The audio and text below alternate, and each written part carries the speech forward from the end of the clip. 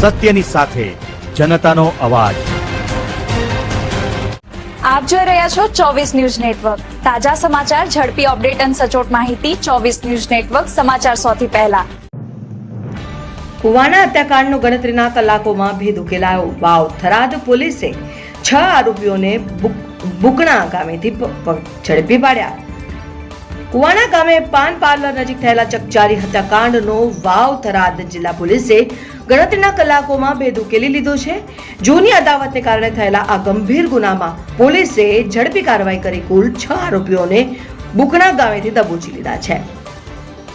12 જૂનના રોજ કુવાણા ગામે શામળાભાઈ ફોટાભાઈ ભીડ પર અજાણ્યા આરોપીઓ સફેદ સ્કોર્પિયો અને સિલ્વર ઇનોવા ગાડીમાં આવી પહોંચ્યા હતા અને આરોપીઓ હાથમાં પિસ્તોલ તથા ધારિયા જેવા હથિયારો સાથે આવ્યા હતા અને શામળાભાઈ પર ગોળી માર થતા તીક્ષ્ણ હથિયારોથી ઉપરા છાપરી ઘા મારીને હત્યા કરી દીધી હતી। આ બનાવ બાદ ફરિયાદી અને સાહેદો પણ જાનથી મારી નાખવાનો પ્રયાસ કરવામાં આવ્યો હતો। સમગ્ર ઘટના બાદ જિલ્લામાં ભારે ચકચાર મચી ગઈ છે। ઘટનાની ગંભીરતા ધ્યાને લઈ બનાસકાંઠા રેન્જ આઈજી અને વાવ થરાદ પોલીસ અધિક્ષકના માર્ગદર્શન હેઠળ LCB, SOG, parole furlough squad સહિતના 10થી વધુ ટીમો બનાવવામાં આવી હતી। ત્રિનેત્ર અને જિલ્લાના 100થી વધુ સીસીટીવી કેમેરાની મદદથી વાહનો અને આરોપીઓની શોધખોળ શરૂ કરવામાં આવી હતી। તપાસ દરમિયાન ઇનોવા ગાડી નંબર DJ18AB5141 તથા સ્કોર્પિયો વાહનના આધારે ટેકનિકલ અને માનવીય ઇન્ટેલિજન્સથી આરોપીઓ સુધી પહોંચવામાં સફળતા મળી હતી। ત્યારબાદ તમામ આરોપીઓએ રાઉન્ડ અપ કરવામાં આવ્યા હતા અને પ્રાથમિક પૂછપરછમાં ખુલ્યું કે અગાઉની અદાવતને કારણે બદલો લેવા માટે હત્યાનું આયોજન કરવામાં આવ્યું હતું। આરોપીઓએ રેકી કરીને કોર્ટ મુદતે આવેલા મૃતકને નિશાન બનાવી હુમલો કર્યો હતો। વાવ થરાદ જિલ્લા પોલીસે ગણતરીના કલાકોમાં જ ગંભીર હત્યાકાંડનો ભેદ ઉકેલીને આરોપીઓને ઝડપી પાડતા પોલીસની કામગીરીને મોટી સફળતા મળી છે। રિપોર્ટર રાણાભાઈ પારેગી, થરાદ। 12 જૂને દિયોદર પોલીસ સ્ટેશન હદ વિસ્તારના કુવાણા ગામ ખાતે એક હત્યાનો બનાવ બનેલ હતો। આ હત્યાના બનાવને વાવ થરાદ જિલ્લા પોલીસ દ્વારા શરૂઆતથી જ ખૂબ ગંભીરતાથી લઈ અને તાત્કાલિક કાર્યવાહી કરેલ હતી। તમામ ટીમો, સ્થાનિક પોલીસ અને ઉચ્ચ અધિકારીઓએ બનાવ સ્થળની વિઝિટ કરી બનાવની પ્રાથમિક વિગત અનુસંધાને તપાસ હાથ ધરી હતી। ગઈકાલે બનાવની જે પ્રાથમિક વિગત મળી હતી એ મુજબ જે મરણ જનાર છે એનું નામ છે શામળાભાઈ ફોટાભાઈ ભીલ, જે મૂળ ભલીસર રાજસ્થાન જિલ્લા બાડમેરનો રહેવાસી છે અને એ આ મરણ જનાર ઈસમ છે એ ગત ઓગસ્ટ 2025માં તત્કાલીન બનાસકાંઠા જિલ્લાના વાવ પોલીસ સ્ટેશન ખાતેના એક હત્યાના બનાવના મુખ્ય આરોપી હતો અને એ ગુનામાં એ નામદાર કોર્ટમાંથી જામીન મુક્ત થયેલ હતો।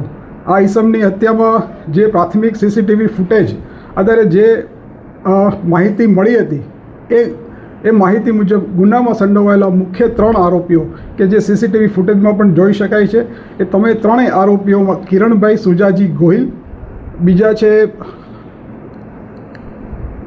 શિવાજી પબાજી ગોહિલ અને મહેશભાઈ રામસિંહભાઈ ગોહિલ, આ મુખ્ય 3 આરોપીઓ ઉપરાંત ગુનાને અંજામ આપવા માટે મદદરૂપ થનારા બીજા 2 અન્ય આરોપી મળી કુલ 5 આરોપીઓની ગુનાના કામે વપરાયેલા બંને વાહનો સાથે જિલ્લા પોલીસ દ્વારા રાઉન્ડ અપ કરવામાં આવેલા છે અને તપાસ કરનાર અધિકારી દ્વારા આ તમામ આરોપીઓની પૂછપરછ કરી અને પુરાવા આધારે અટક કરી આગળની કાયદેસર કાર્યવાહી કરવામાં આવનાર છે।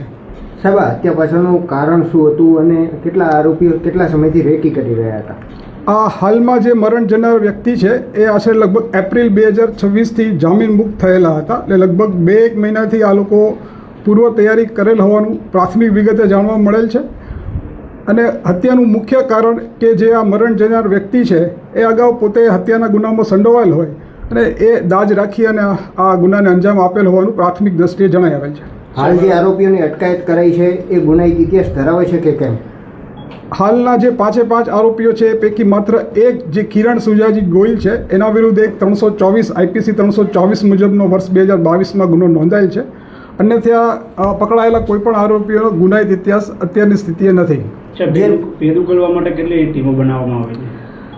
મેં આપને કીધું એમ શરૂઆતથી જ વાવ થરાદ જિલ્લા પોલીસ દ્વારા જે બનાવની ગંભીરતા આધારે મુખ્ય 2 પ્રકારની ટીમો કે જેમાં એક ટેકનિકલ સર્વેલન્સ, એમાં અમારો જિલ્લાનું જે વિશ્વાસ સીસીટીવી કેમેરા નેટવર્ક છે એમાં નેત્રમ, જિલ્લા નેત્રમની ટીમ અને ત્રિનેત્રની જે ગાંધીનગર સ્ટેટ કમાન્ડ અને કંટ્રોલની ત્રિનેત્રની ટીમ ઉપર ટેકનિકલ સર્વેલન્સ રાખવા માટે એક ટેકનિકલ ટીમો ઉપરાંત આ ટેકનિકલ સર્વેલન્સના આધારે કામ કરવા માટે ફિલ્ડની અલગ અલગ 10 ટીમો મળી અને કુલ 13 ટીમો સાથે આ કામગીરી કરવામાં આવેલી છે. સાહેબ કેટલા રાઉન્ડ ફાયરિંગ કરવામાં આવ્યું હતું ને જે રિવોલ્વર વપરાણી છે એ લાયસન્સ ધરાવતા હતા કે પછી ક્યાંથી લાવવામાં આવ્યું?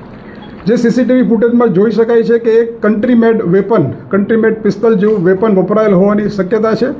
FSL દ્વારા જે બનાવ સ્થળનું પંચનામું કરવામાં આવેલું છે એ પંચનામા દરમિયાન પણ જગ્યા પરથી આપણને 2 કાર્ટ્રીજ મળેલા છે. એટલે 2 ફાયરિંગ થયેલ હોવાનું પ્રાથમિક દ્રષ્ટિએ અનુમાન છે.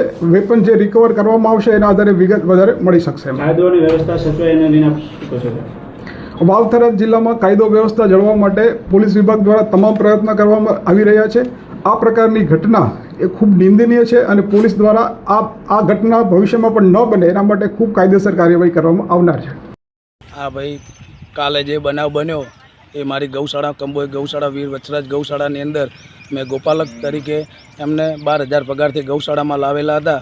જેઓ રાજસ્થાનના વતની હતા અને ગૌશાળામાં ગોપાલક તરીકે કામ કરતા હતા અને એમના બુકણા મુકામે જે ભાગ્યા તરીકે કામ કરતા અને એમને જે જૂની અદાવત હતી બુકણાના રજપૂત સાથે, એ લોકોએ કાલ રોજ અમે તારીખે થરાદ કોર્ટની અંદર તારીખ હતી, તારીખે લઈને જતા હતા. તારીખે મુદ્દત ભરી અને પછી રિટર્ન કંબોઈ ગૌશાળાએ આવતા હતા ત્યારે કુવાણા ગામે અમે પાર્લરે ઊભા હતા અને પાર્લર ઉપર આ ભાઈ સાથે હુમલો થયેલો.